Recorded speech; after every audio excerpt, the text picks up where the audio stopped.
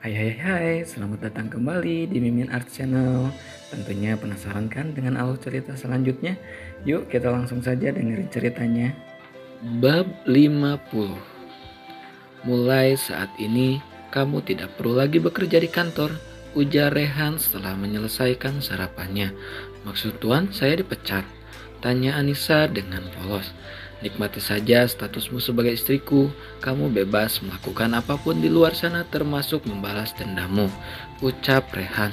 Tapi saya masih ingin bekerja. Saya nggak bisa kalau nggak kerja, ujar Anissa. Bukankah wanita lebih suka berbelanja dan menghambur-hamburkan uang suami? Kenapa kamu malah minta untuk tetap bekerja? Tanya Rehan. Saya sudah terbiasa bekerja sejak masih duduk di bangku SMP. Kalau saya nggak kerja, saya nggak akan makan, ujarnya.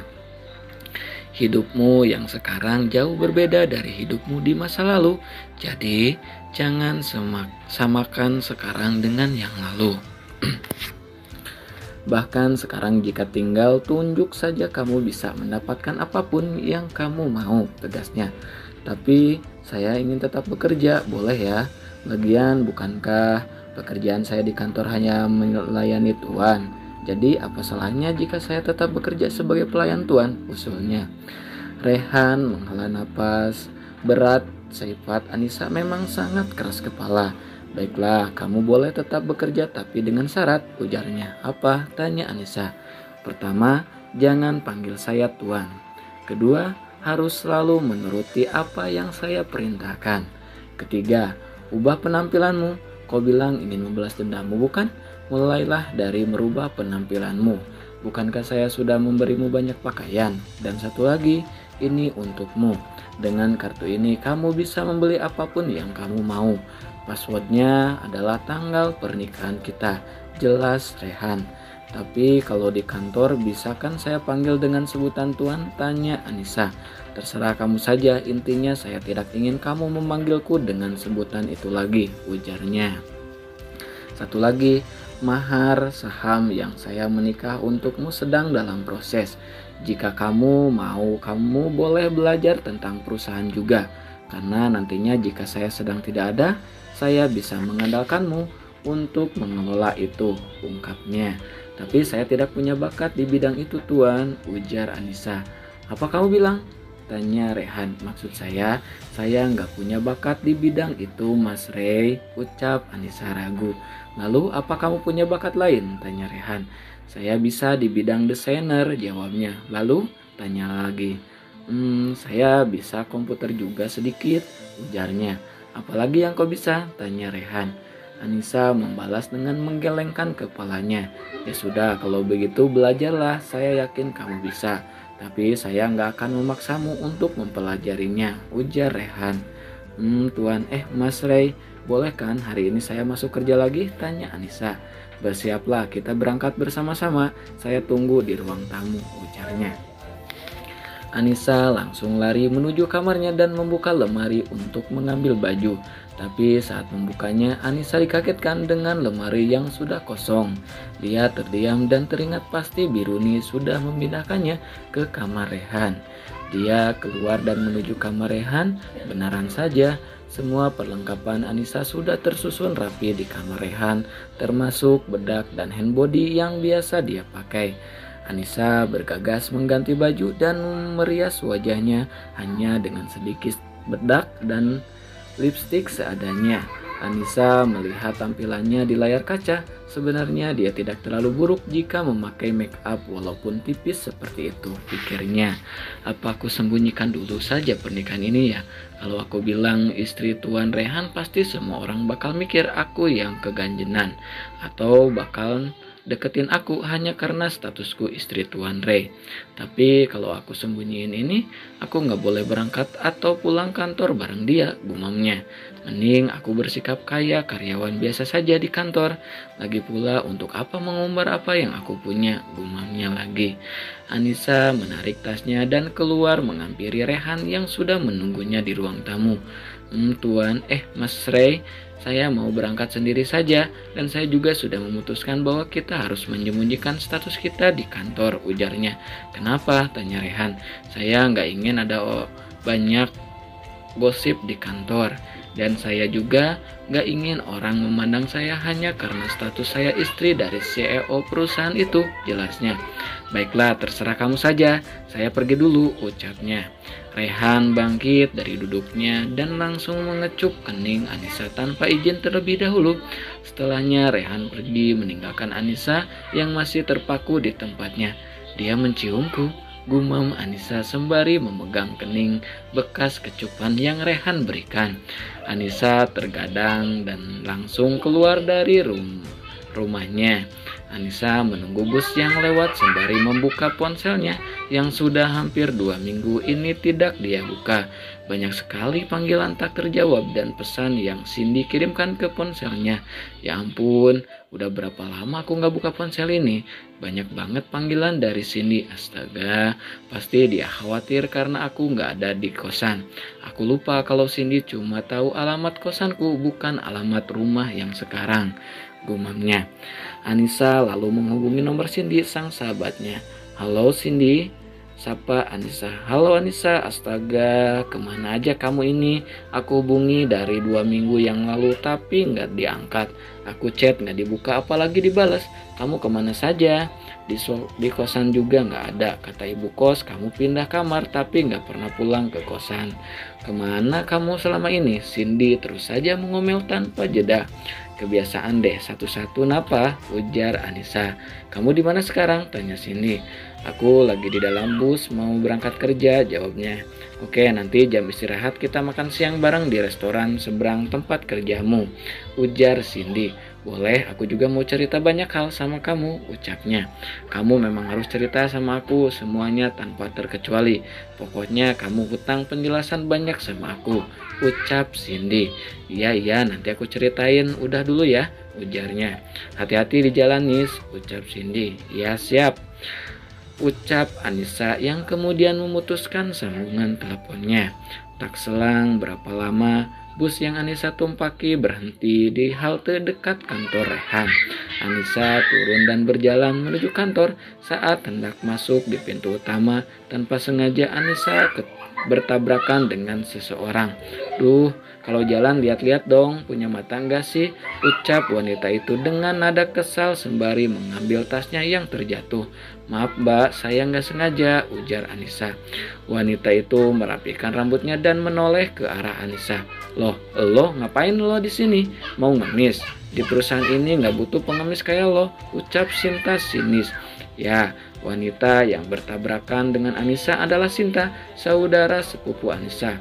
Aku kerja di sini mbak, ucapnya. Lo kerja di sini? Aku nggak bakal percaya, lo cuma lulusan SMA, mana mungkin bisa kerja di perusahaan sebesar ini. Apalagi yang punya perusahaan ini orang terkaya nomor 1. Mana mungkin menerima orang kaya lo, ucapnya. Mbak Sinta ngapain di sini? Tanya Anissa. Ya jelas lah gue kerja di sini. Udah jadi karyawan tetap lagi.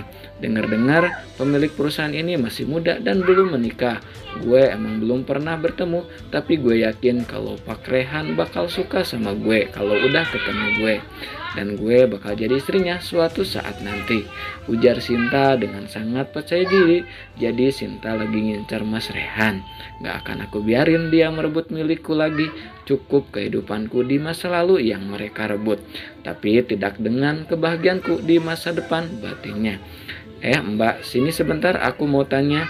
Sinta memanggil salah satu karyawan yang melewatinya. Ada apa mbak? Tanyanya. Apa dia karyawan di sini juga? Tanya Sinta sembari menunjuk ke arah Anissa. Ya mbak, dia mbak Anissa khusus membersihkan ruangan Tuan Rehan, jawabnya. Oh, jadi lo cuman sebatas OG. Ya masih pantas lah daripada luntang-lantung setelah melayani Pak Hendrik, ucapnya dengan gaya sombongnya. Jaga ucapanmu, jika bukan karena keserakahan keluargamu, aku nggak akan ada di tempat itu, bentak Anissa. Wih, marah ceritanya, mau ngancam, mau balas dendam. Orang kayak lo mana mampu buat musik hidup gue. Lo gak selevel sama gue, apalagi kalau nanti gue jadi istri dari Pak Rehan, pasti lo gak bakal bisa nyentuh gue sama sekali, ucapnya sinis. Sinta berlalu meninggalkan Anissa yang masih menahan amarahnya. Lihat saja, aku bakal balas semua perbuatan kalian selama ini. Jangan kalian pikir aku gak bisa balas kalian semua. Batinnya geram sembari mengepalkan tangannya. Anissa berjalan menuju ruangan Rehan dengan perasaan kesal dan marah.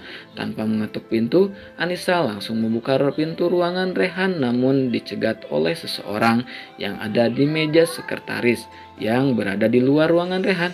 Kamu siapa? Main masuk sembarangan, gak ketuk pintu dulu lagi, ujarnya. Lah, mbaknya siapa? Bukannya ini meja sekretaris Tuan Rehan? Tanya Anissa saat melihat seorang wanita cantik dengan pakaian yang serba ketat. Saya sekretaris sekaligus calon istrinya Pak Rehan. Kamu siapa main masuk ke ruangan calon suami saya? Udah dandannya kayak gini lagi, ucapnya dengan nada sombong. Oh maaf Bu, saya Oge yang membersihkan ruangan Tuan Rehan, ujar Anissa. Oh Oge, tapi kenapa jam segini baru bersihin? Harusnya sebelum Pak Rehan datang, kamu sudah selesai membersihkan ruangannya.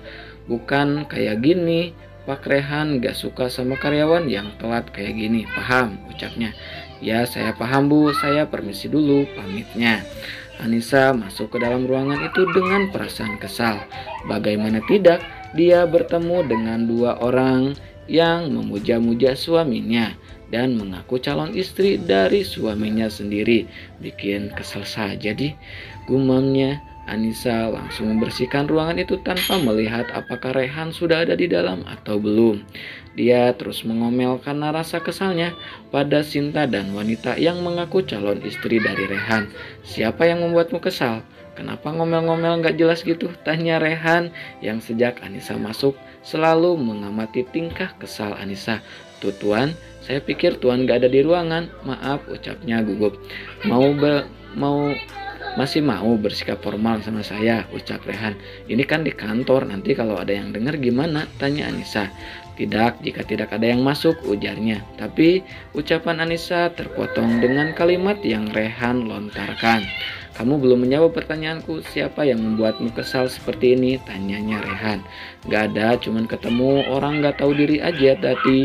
Jawabnya, gak tahu diri, siapa? Tanya Rehan lagi. Gak tahu, males bahasnya.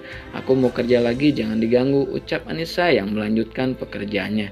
Siapa yang membuatmu sekesal ini? Jawab dulu, ucap Rehan menghentikan tangan Anissa yang sedang memegang sebuah kemoceng. Anissa menghela napas kasar. Dia berjalan dan duduk di sofa ruangan itu. Kenapa kamu gak bilang kalau Sinta kerja di sini? Tanya Anissa. Jadi kamu ketemu sama sepupumu itu? Tanya balik. Ya, aku gak sengaja tabrakan sama dia di pintu utama dan kamu tahu dia bilang apa? Ucap Anissa.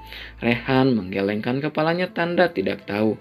Dia dengan bangganya bilang suatu saat nanti bakal jadi istrimu. Dia juga bilang kalau aku gak bakal bisa nyentuh dia kalau dia udah jadi istrimu. Dia bilang aku gak selepel sama dia karena aku cuman seorang Oge, katanya. Rehan dengan tenang terus mendengarkan ucapan-ucapan Anissa. Terus tadi pas mau masuk ada perempuan bilangnya calon istri kamu. Kalau udah punya calon istri kenapa malah nikahin aku? Tanya Anissa. Rehan tersenyum senang karena Anissa bisa ceria lagi seperti sebelumnya. Kenapa kamu gak bilang saja kalau kamu istriku? Tanya Rehan. Mana mungkin mereka percaya, lagian aku udah bilang kan mau sembunyiin pernikahan ini biar mereka hanya tahu aku sebagai Oge di sini, jawabnya. Waktu kamu masih dalam masa pemulihan, Randy bilang kalau sepupumu melamar kerja di sini. Awalnya saya nggak mau nerimanya, namun setelah dipikir-pikir lagi, apa salahnya aku terima dia? Mungkin dengan dia bekerja di sini akan memudahkan kamu buat balas dendam sama dia. Kalau soal wanita yang ada di meja sekretaris, dia memang sekretaris baruku, tapi dia bukan calon istriku.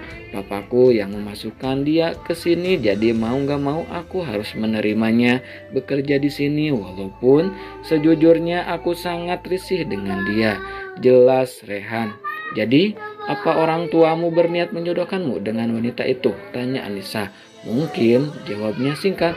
Kalau dilihat-lihat dia cocok sama kamu. Dia cantik, tinggi, udah kayak model, terus udah gitu seksi lagi, ucap Anissa. Tapi saya tidak tertarik dengannya, saya hanya tertarik dengan istri saya, ujar Rehan.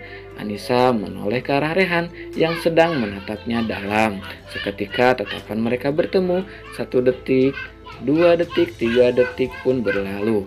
Rehan mendekatkan wajahnya pada wajah Anissa. Hampir saja Rehan menempelkan bibirnya pada bibir ranum Anissa. Seseorang mengetuk pintu di ruangannya. Seketika mereka berdua saling menjauh dan salah tingkah. Anissa langsung berdiri dan kembali mengerjakan pekerjaannya. Masuk, ucap Rehan. Permisi Pak Krey, setengah jam lagi ada meeting dengan perusahaan PTX Group. Siska mengingatkan Rehan dengan nada menggoda. Siapkan saja filenya, ucap Rehan singkat. Apa Pak Krey perlu pemanasan dulu sebelum meeting dimulai? Ucapnya sembari mendekati Rehan dan mengusap bahunya. Keluar dari sini atau saya berbuat kasar padamu, ucap Rehan tegas sembari menyingkirkan tangan wanita itu.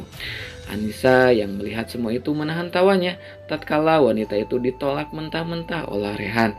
Nyebelin banget sih jadi orang, gumam Siska yang keluar dari ruangan itu dengan muka kesalnya. Kenapa ketawa? Tanya Rehan pada Anissa yang sedang menertawakannya. Lucu aja lihat mukanya yang kesal gitu. Lagian kenapa ditolak? Sayang tahu wanita secantik itu ditolak, ujar Anissa. Daripada menertawakan dia, lebih baik bantu saya mengembalikan mood yang buruk ini, ujar Rehan sembari menarik tangan Anissa masuk ke dalam kamar pribadinya. Tuan mau ngapain? Tanya Anissa. Kan saya sudah bilang jangan panggil saya dengan sebutan itu, ujarnya. Iya maaf Mas Rey, mau ngapain bawa aku ke sini? Tanya Anissa. Kalau sampai saya dengar kamu memanggil saya dengan sebutan itu lagi saat di rumah atau saat berduaan seperti ini, saya akan menghukummu, jelasnya. Iya maaf mas, tapi lepasin dulu, ujarnya. Enggak, saya ingin mengembalikan mood yang memburuk karena wanita tadi, ujar Rehan. Maksud Mas Rey, gimana ngembaliinnya? Tanya Anissa polos. Rehan langsung mengeluti bibir ranum Anissa tanpa izin terlebih dahulu. Anissa yang mendapat serangan mendadak terkejut dan tidak bisa menghindarinya. Lama Rehan melumut bibir Anissa sampai gadis itu hampir kehabisan napas. Rehan melepaskan pagutannya, membiarkan Anissa menghirup napas. Ini nggak bener mas, ini kan di kantor. Sebentar lagi Mas Rey mau ada meeting, ucap Anissa yang napasnya tersenggal-senggal. Sebentar saja, setengah jam sudah cukup, ujarnya. Sebelum Rehan menyerang Anissa, ponselnya berdering menandakan ada panggilan masuk. Sial, merusak suasana saja, gerutunya. Dia membuka ponsel dan mengangkat panggilan tersebut. Ada apa? Mengganggu saja, tanya Rehan. Maaf tuan, saya mengganggu. Pak Andi dari PTX Group meminta memajukan meetingnya 5 menit lagi. Sekarang dia sudah hampir sampai tuan, jelas Randy. Ya sudah, saya siap-siap dulu, jawabnya lalu mematikan panggilan tersebut. Maaf, meeting dimajukan. Kita lanjut yang tadi saat di rumah saja. Kalau sudah beres pekerjaanmu, istirahat saja di kamar ini. Saya pergi dulu, ujar Rehan. Anissa bernapas lega saat Rehan keluar dari kamar tersebut. Nah, segitu dulu ya bab 50-nya. Ditunggu lagi bab 51-nya. Hari ini satu dulu ya kakak ya. Mohon maaf banget. Pokoknya makasih banget yang selalu stay tune. Jangan lupa di like, di subscribe juga yang baru datang ya. Pokoknya makasih banyak ya kakak. Bye-bye.